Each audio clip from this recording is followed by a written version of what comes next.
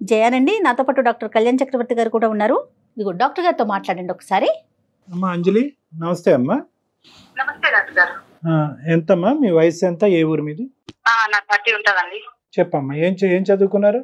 MBA చేశాను. Very good, MBA చేశారా? Very good very good. చెప్పండి అంజలి. చెప్పండి అంజలి, ఏంటి సమస్య? సార్, నా హస్బెండ్ ఎడిటింగ్ లో వర్క్ చేస్తారు సార్, టీవీ ఎడిటింగ్ లో. సూపర్. ఓకే. యాక్చువల్ గా కరోనా కాలంలో నేను అమ్మ వాళ్ళ దగ్గరికి వెళ్ళిపోయాను గుడివాడకి. ఇదివరకు ఇంట్లోనే చిన్న చిన్నగా టైలరింగ్ వర్క్ చేస్తుండేదాన్ని. ఇప్పుడు ఇక్కడ చిన్నగా నేను బిజినెస్ పెట్టడం జరిగింది, బొటిక్ లాంటిది. ఇక్కడ ఆదాయం పెరిగి మంచిగా భగవంతుడి దయ వల్ల నాకు ప్రమోషన్ లాంటి డెవలప్మెంట్ ఇచ్చి వచ్చింది. ఇక్కడ నెలకు 70,000 దాకా సంపాదిస్తున్నానండి. మా అమ్మ వాళ్ళందరూ ఇక్కడే ఉంటారు, ఆయన వాళ్ళందరూ ఇక్కడే ఉంటారండి. ఇక్కడే ఉండి ఇక్కడే వర్క్ చేసుకున్నాను. అవునండి. ఓకే అండి. ఓకే. ఇక్కడికి రండి, మనం ఇక్కడే ఉందాము, చాలా హ్యాపీగా ఉందాము, పిల్లలు ఉన్నారు, వాళ్ళ భవిష్యత్తును కూడా చూసుకుందామని చెప్తున్నాను. కానీ ఆయన వినట్లా. మీరు ఏమి ఎక్స్పెక్ట్ చేస్తున్నారు ఆయన వైపు నుంచి? అంటే అక్కడ ఆయనకు వచ్చిన ఆదాయము మామూలుగా ఇంటి ఖర్చులకి మెయింటెనెన్స్ గా సరిపోతుంది మేడం. ఇక్కడ నేను ఎలాగో దేవుడు డెవలప్ పెట్టాను కదా, ఇది కొంచెం డెవలప్ అయిపోయింది.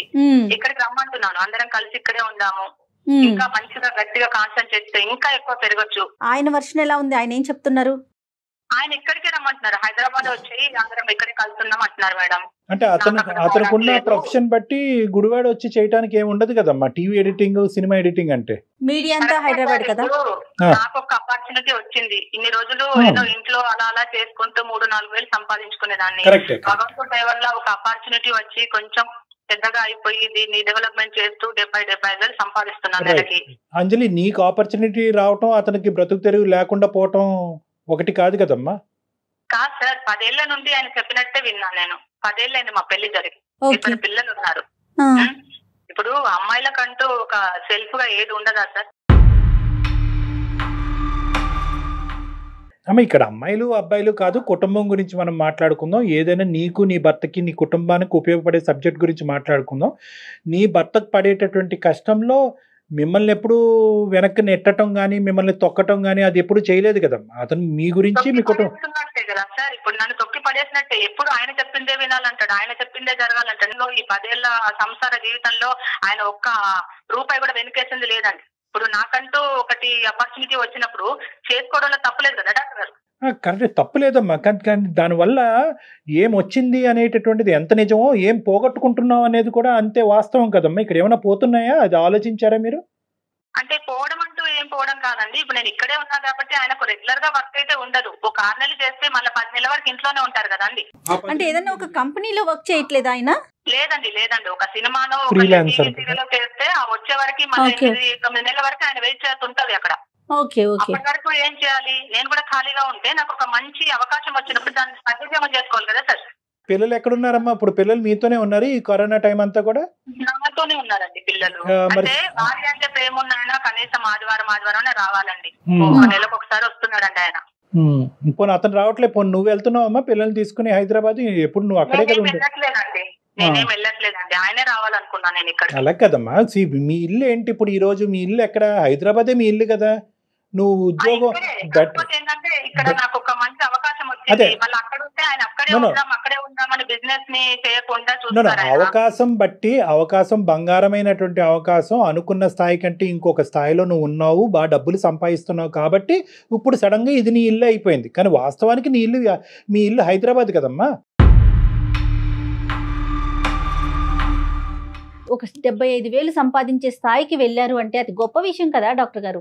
అతను కూడా ఆలోచిస్తే బాగుంటుందేమో. కాదు, 75,000 సంపాదించడం అనేటటువంటిది ఎంత ఇంపార్టెంటో ఈ కుటుంబాన్ని కూడా ముందుకు జాగ్రత్తగా తీసుకెళ్లటం అనేటటువంటిది కూడా అంతే ఇంపార్టెంట్. ఎందుకంటే డబ్బులు తను ఆ పాయింట్ కోసమే కదా అతను ఇక్కడికి రమ్మంటున్నారు. అంటే అది ఇప్పుడు ఎలా ఉంటుందమ్మా, ఒక అలవాటైన వాతావరణం, ఒక అలవాటు. ఇప్పుడు 7 సంవత్సరాలు 8 సంవత్సరాలు బట్టి మేడం గారు ఏ ప్రశ్నించలేదు, ఏం అడగలేదు, అతను చెప్పి చేతల్లో ఉంది, చెప్పినట్టే వింది. ఇప్పుడు సడన్ గా ఈ రోజు ఈ 75,000 కనిపించేటప్పటికి అతను ఊరు మారాలి, ఆవిడ ఊరు మారాలి అని అనుకుంటుంది. ఇప్పుడు ఆవిడ హక్కుల గురించి మాట్లాడుతుంది, నా కాళ్ళ మీద నేను నిలబడతానన్నది ఇవన్నీ వాస్తవమే. ఒకప్పుడు ఇవి 75,000 కాకుండా అక్కడ ఏ వ్యాపారం లేనటువంటి పరిస్థితి వస్తే కనుక షారా మామూలే కదా, వెనకెళ్ళి అవును. భర్తతోనే ఉంది. అప్పుడు బాగానే ఉండేది. అంటే రోజు రోజుకి డెవలప్మెంట్ ని కోరుకోవటంలో తప్పేముంటుంది? అంటే నేను అంజలి వైపు మాట్లాడుతున్నానని కాదు, అది జనరల్ గా అనిపిస్తోంది. డెవలప్మెంట్ అనేటువంటిది ఒక మనిషి బట్టి ఉండదు, కుటుంబం బట్టి ఉంటుంది. కుటుంబం అంతా డెవలప్ అవ్వాలి. ఈ రోజు ఏంటంటే కనుక అతనికి కూడా ఇక్కడికి వచ్చి అతనికి కూడా ఒక అవకాశం, ఒక వ్యాపారం ఉండి, పిల్లలకు కూడా మంచి స్కూలు, మంచి అట్మాస్ఫియర్ ఉండి, అత్తమామల యొక్క ప్రమేయం లేకుండా ఒక ఇండివిజువల్ గా హ్యాపీగా ఉండే కుటుంబం ఉంటుంది అనే నమ్మకం అతనికి ఉంటే కనుక ఎస్, ఆవిడ ఇక్కడ కాదు ఆఫ్రికా వెళ్ళైనా ఉండొచ్చు. ఏం అంజలి, ఈ నమ్మకాన్ని మీరు కల్పించగలుగుతారా? కల్పిస్తాను మేడం. ఇప్పుడు ఈ 10 ఏళ్లలో అదే డబ్బు లేక 10 ఏళ్ళు ఆయన చేతి కింద ఎంత నలిగిపోయి ఉంటాను మరి నేను. ఒక తలదించుకొని నాకంటూ ఒక ఇండిపెండెన్స్ లేక, నాకంటూ ఒక సంపాదన లేక, నాకంటూ ఒక విలువైన పరిస్థితులు లేక ఆయన చేతుల్లో నేను ఎంత నలిగిపోయి ఉంటాను. ఆధారలేస్తారు పైగా నేను మగాన్ని అనుకుంటూ. కనీసం మనకి అవకాశం వచ్చినప్పుడు దాన్ని యూజ్ చేసుకోవాలి కదా మేడం. నాకున్న దాన్ని మాత్రం నేను ఎట్టి పరిస్థితులు యూజ్ చేసుకుంటాను మేడం. అక్కడికి వెళ్ళి అయితే సమస్య అయితే లేదు మేడం. మీ ఊరు మీ వాళ్ళతో ఉండటం అతనికి ఇష్టం లేదంటారా? ఇప్పుడు మా వాళ్ళతోటి, అమ్మ వాళ్ళతోటి, నా రిలేటివ్స్ తోటి ఆయనకి ఇష్టం లేకపోతే ఒక అత్తింట్లో పక్కన ఉందాము. ఆయనకంటే ఆ విషయం ఆయనతో మెన్షన్ చేశారా? ఆయనతో మాట్లాడారా? చేశాను మేడం. అతనితో మాట్లాడలేమో మనం. అతను ఏమంటారు? అది కూడా వద్దంటారు మేడం. ఆయన ఉన్నా లేకుండా ఇక్కడే ఉందాం, హైదరాబాద్ లోనే ఉందాం. మేము ఇన్ని రోజులు ఈ 10 ఏళ్లలో ₹1 వెనుక వచ్చింది కూడా ఏం లేదు మేడం. అదేలేండి. సంపాదించి పెట్టారంటే అది లేదు. ఆయన ఏ ఊరండి అసలు ప్రాపరు? హైదరాబాద్ మేడం. ఇక్కడే పుట్టి పెరిగిన మనిషి. నీకు హైదరాబాద్ నచ్చదమ్మా? హైదరాబాద్ నచ్చకపోవడం కాదు సార్, నాకంటూ ఒక ఆడపిల్లగా ఒక ఎదుగుదల ఉన్నప్పుడు దాన్ని మనం ఎందుకు ఇక్కడే, అంటే నాకు తెలిసినంత వరకు ఇక్కడే అవకాశాలు ఎక్కువ కదమ్మా, నీకు అక్కడ అవకాశం దొరకటం. ఇప్పుడు హైదరాబాద్ లో ఉన్నంత మాత్రం ఇక్కడ రావాలని లేదు కదా. ఒక అవకాశం వచ్చింది, దాన్ని యూజ్ చేసుకున్నా. ఇప్పుడు కాదు అంజలి, మీ అవకాశం దేనికి? మీ కుటుంబానికి సంబంధించే కదా, మీరు, మీ భర్త, మీ పిల్లలు, అవునా? కుటుంబానికి సంబంధించి కదా. ఒక్క నిమిషం, కొంచెం కూల్ గా వినండి అమ్మా. అంజలి, కుటుంబానికి కదా మీరు, ఇప్పుడు మీరు సంపాదించినా, మీ హస్బెండ్ సంపాదించినా, టోటల్ గా మీ కుటుంబానికి.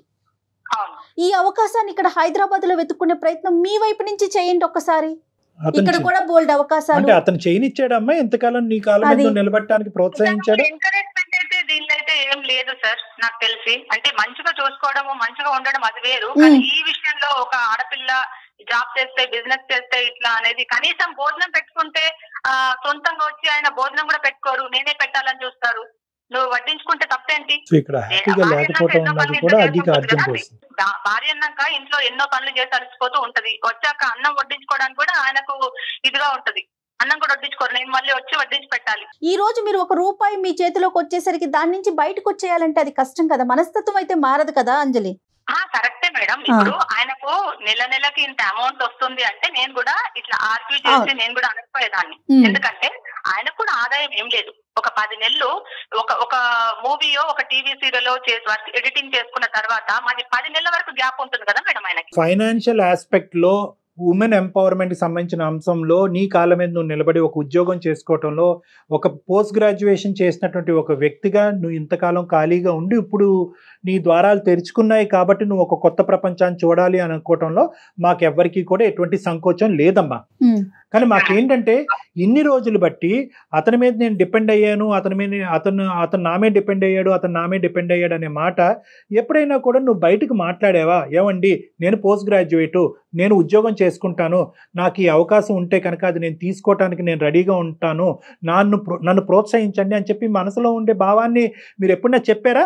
ఒకప్పుడు అలా చెప్పేటటువంటి ప్రయత్నం చేస్తే అతను తొక్కేసేడా మిమ్మల్ని? ఏం జరిగింది ఇక్కడ?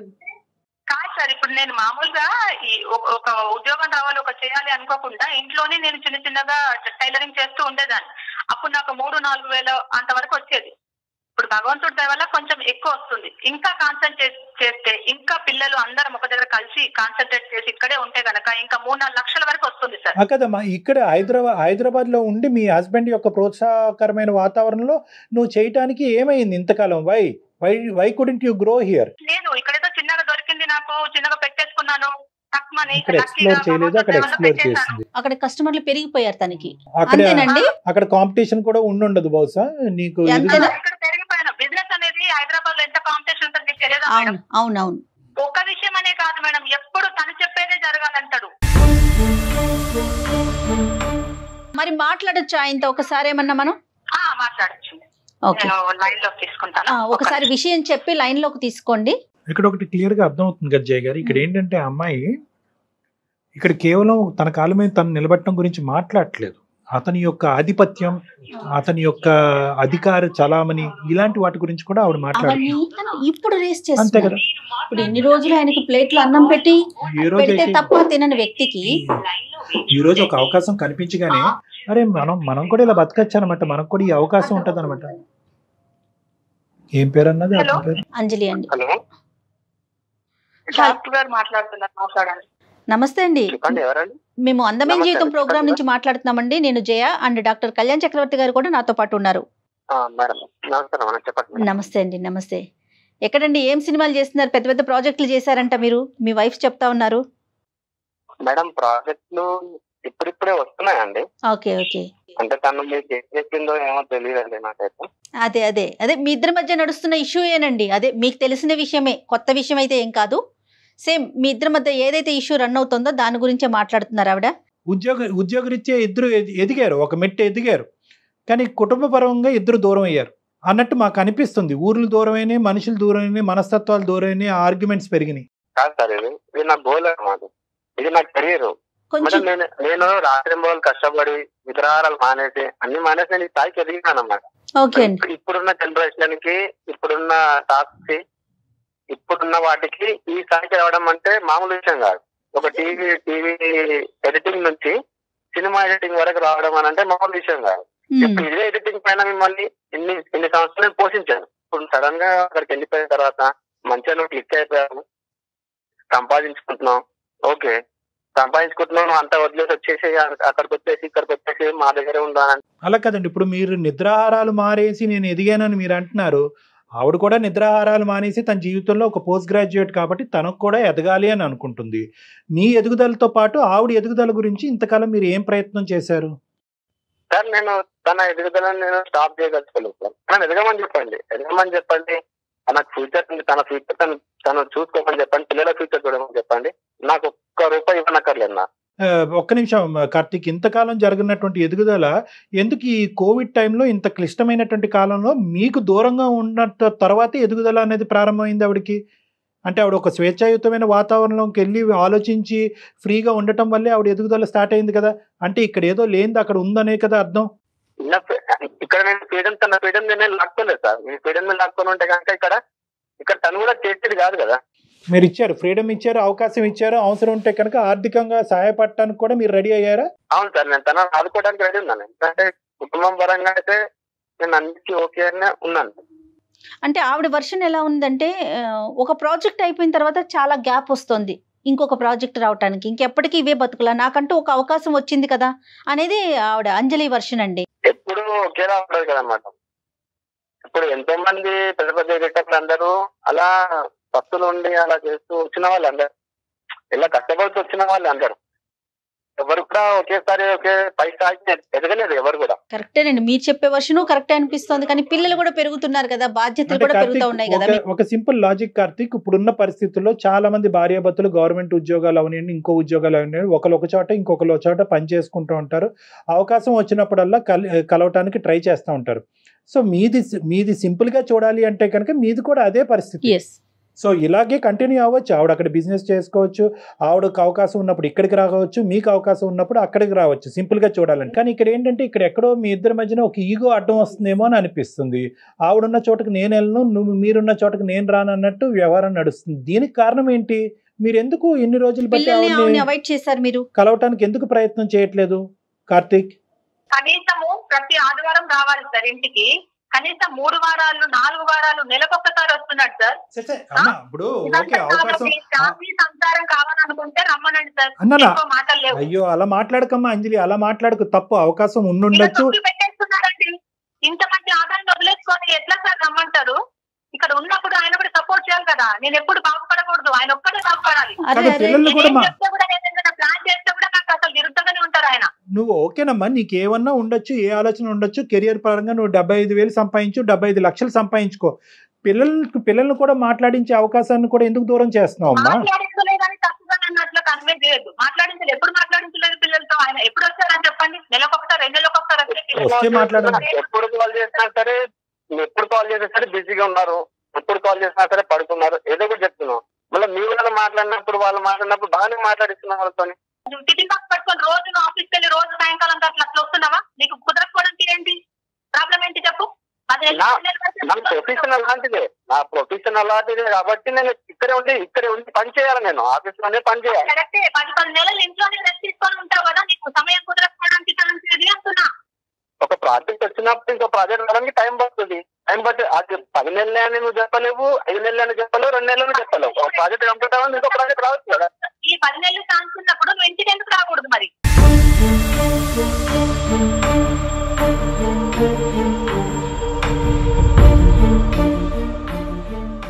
నిన్ను ప్రోత్సహించడానికి అతనికి ఎటువంటి సంకోచం లేదు, ఆ విధంగా అడ్డుపడినటువంటి పరిస్థితి కూడా లేదు అని అతను అంటున్నాడు. కానీ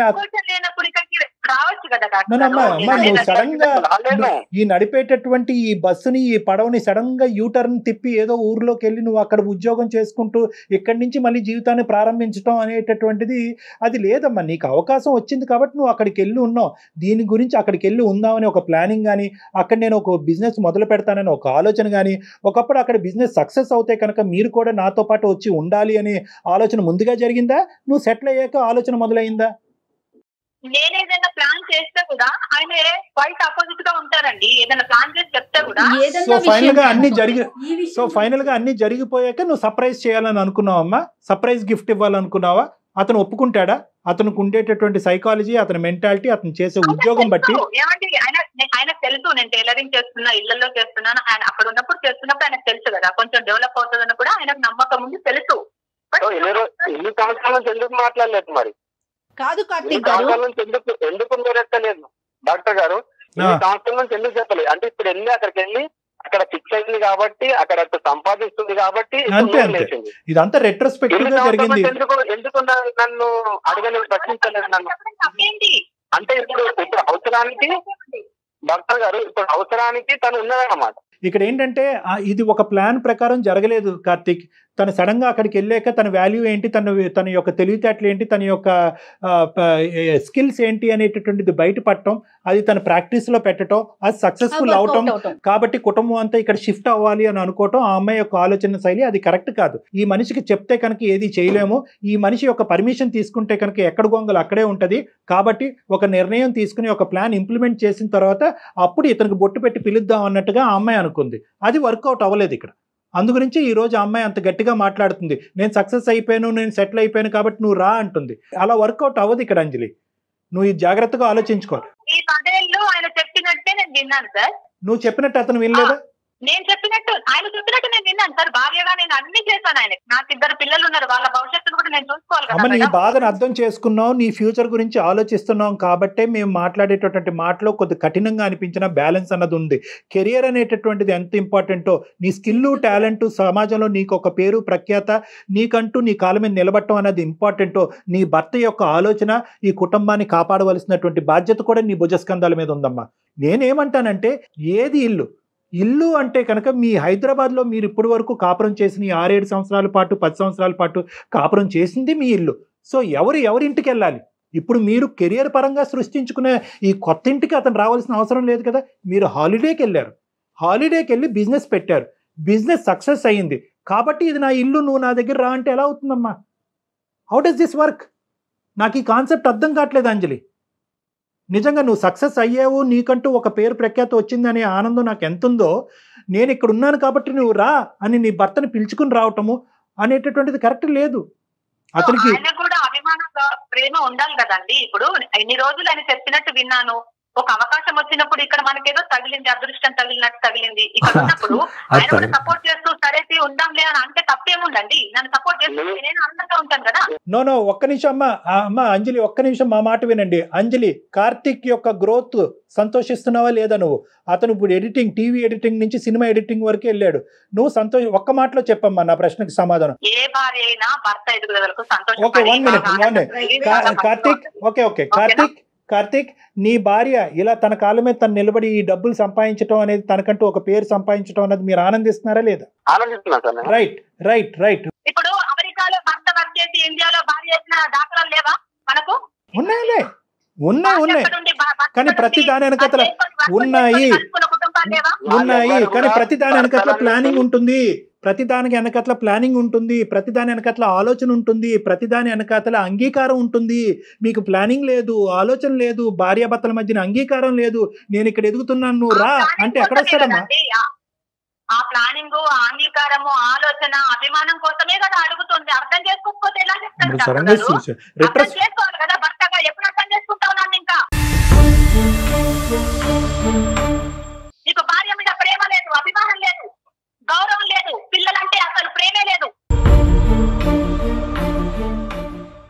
అంజలి గారు చెప్పండి. ఒక్క నిమిషం అండి. కార్తీక్, మీ ఎదుగుదల మీకు ఎంత ఇంపార్టెంటో తన ఎదుగుదల తనకి కూడా అంతే ఇంపార్టెంట్ అండి. ఒక మనిషిగా చూడండి, మీ భార్యగా కాదు. మీరు మీ ఎదుగుదల, మీ కెరీర్ మీకు ఎంత ఇంపార్టెంటో ఆ అమ్మాయికి కూడా అంతే ఇంపార్టెంట్. అసలు మధ్య మార్గంగా మీ ఇద్దరు ఎందుకు ఆలోచించట్లేదు? ఆయన 2 నెలల్లో పిల్లల్ని చూడకుండా ఎలా ఉన్నారండి? ఫోన్లు చేయటం ఏంటి? పక్కనున్న ఊరు ఎంత దూరం అండి? అదేమంటే ఆవిడ మాట్లాడించలేదంటున్నారు. మీ వైపు మీరు చేసేవి మీరు చేసుకుంటూ వెళ్ళారు కార్తీక్ గారు. ఒకప్పుడు ఆవిడ ఇక్కడికి వస్తే కనుక అదే స్థాయి ఉద్యోగం, అదే శాలరీ సంపాదించేటటువంటి ప్లాట్ఫామ్ మీరు క్రియేట్ చేయగలరా అమ్మాయికి?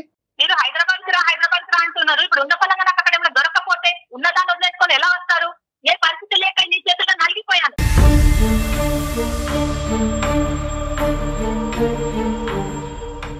అమ్మా అంజలి, మాటలు పెరిగిపోతున్నాయి అంజలి. ఇప్పుడు మాట పెరిగిపోతుంది, అది ఇంకొక ఇష్యూకి దారితీస్తుంది. ఈ గొడవ పడేదంటే కనుక మీరు ఈ గొడవ పడాలి అనుకుంటే ఫోన్ పెట్టేసి కూడా గొడవ పడండి. అది కాదు. ఒక్క నిమిషం కార్తీక్, ఒక్క నిమిషం. ఆ అమ్మాయి ఎదుగుదలకి నీకేం అబ్జెక్షన్ లేదు, మీ సక్సెస్కి ఆ అమ్మాయి ఏం అడ్డు కాదు. ఎవరు ఎక్కడుండాలో అక్కడే ఉండండి. ఎవరు విజిటింగ్ అంటే ఏంటంటే మీరు ఈ బ్యారియర్స్ అన్ని తీసేసేయండి. ఒకరు ఎదుగుదల ఒకరు కోరుకుని ఒకరినొకరు ప్రేమించుకునేటట్టయితే కనుక ప్రతి వీకెండ్ ఆ అమ్మాయి నీ దగ్గరికి కానీ నువ్వు ఆ అమ్మాయి దగ్గరికి కానీ వెళ్ళొచ్చు, నో ప్రాబ్లం. చక్కగా మీకు ప్రాజెక్ట్ అయిపోయినాక చాలా టైం ఉంటుంది, ఆ టైంలో మీరు వెళ్ళండి అక్కడికి. తనకు అవకాశం ఉన్నప్పుడు తను వస్తుంది పిల్లల్ని తీసుకొని. ఇద్దరు కలిసే ప్రయాణం చేయాలి. ప్రతిరోజు మొహం చూసుకోవాలని అవసరం లేదు. మీ కెరియర్ గ్రోత్ అనేటటువంటిది ఎంత ఇంపార్టెంటో మీ యొక్క ఇండివిజువల్ ఒకరు ఎదుగుదల, ఒకరు ఎదగాలి అనేటటువంటి కోరిక, భావం అనేటటువంటిది ఇండివిజువల్స్ మీ ఇద్దరిలో ఉండటం అనేది కూడా అంతే ఇంపార్టెంట్. ఒకరి నాశనాన్ని ఇంకొకరు కోరుకోకండి, అది కరెక్ట్ కాదు. మీరేంటంటే అవకాశం ఉన్నప్పుడు హైదరాబాద్ లో ఉండండి, అవకాశం లేనప్పుడు చేదోడు వాదాడుగా ఆ అమ్మాయి బిజినెస్ లో కూడా మీరు పాలు పంచుకోండి. అక్కడికి వెళ్ళండి, అక్కడికి వెళ్ళి మీ సలహాలు, మీ ఐడియాస్ ఇవ్వండి. ఆ బిజినెస్ ఎక్స్పాండ్ చేసేటటువంటి ప్రయత్నం చేయండి. ఆ అమ్మాయికి ఎప్పుడైనా బిజినెస్ డల్ అయ్యి బిజినెస్ లేనటువంటి పరిస్థితిలో ఉంటే కనుక ఇక్కడికి వచ్చి ఉంటుంది. ఇక్కడ హైదరాబాద్ లో ఒక బ్రాంచ్ ఓపెన్ చేస్తుంది ఆ అమ్మాయి. అక్కడే ఉండిపోవాలో లేకపోతే ఇక్కడే ఉండిపోవాలో అలాంటి రూల్స్ ఏం లేవు కదండి మనకి.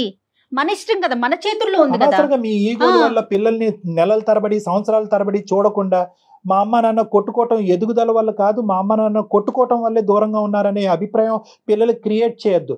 మీ ఇద్దరు ఎదుగుదల అనేటటువంటిది ఎంత ఇంపార్టెంటో పిల్లల ఆలోచన శైలి, వాళ్ళ మానసిక ఎదుగుదల అనేది కూడా అంతే ఇంపార్టెంట్. అవకాశం వచ్చినప్పుడు పరిగెట్టుకుని ఒకరు ఊరు ఇంకోళ్ళు వెళ్ళే ప్రయత్నం చేయండి, పిల్లలు సంతోషిస్తారు. సింపుల్ గా ఇదే మీ ప్రాబ్లం కి దానికోసమే కదమ్మా, దానికోసమే కదా. ఇదైతే నా సొల్యూషన్. ఇద్దరు అర్థం చేసుకోవాలి. కార్తీక్, ఆ అమ్మాయికి రెస్పెక్ట్ ఇవ్వాలి. ఆ అమ్మాయి సెటిల్ అయ్యింది అంటే కనుక ఒక పోస్ట్ గ్రాడ్యుయేట్, ఆ అమ్మాయి సెటిల్ అయినందుకు ప్రోత్సహించండి. ఇంకో కొత్త బ్రాంచ్ ఓపెన్ చేయాలి అనేటటువంటి కోరికను పెట్టుకోండి. మీరు ఆ విధంగా ప్రోత్సహించండి. ఆ అమ్మాయి హ్యాపీగా మీ దగ్గరికి రావడానికి ఒక ప్రయత్నం చేస్తుంది. ఓకే అంజలి, ఏమ్మా, ఆల్ ద బెస్ట్. జాగ్రత్తగా కూల్ మైండ్ సెట్ తో ఆలోచించుకోండి. ఖచ్చితంగా ఒక బంగారు భవిష్యత్తుని ఇస్తారు మీ పిల్లలకి. హ్యాపీగా ఉండండి. అంజలి గారు అండ్ కార్తీక్ గారు, రైట్ అండి. నమస్తే. నమస్తే బోత్ ఆఫ్ యు. ఓకే, నమస్తే. అందమైన జీవితం సమర్పిస్తున్న వారు 49 అంటే సంతోషం, 49 అంటే సంతానం.